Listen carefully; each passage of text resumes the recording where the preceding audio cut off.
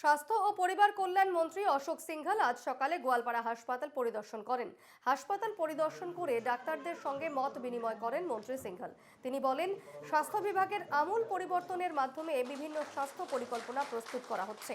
চিকিৎসা সেবাকে পবিত্র সেবা বলে বর্ণনা করেন মন্ত্রী সিংঘল। এদিকে গোয়ালপাড়া হাসপাতালে এখন থেকে ক্যান্সারের চিকিৎসাও হবে। এজন্য প্রয়োজনীয় অনুমোদন পেয়েছে এই হাসপাতাল।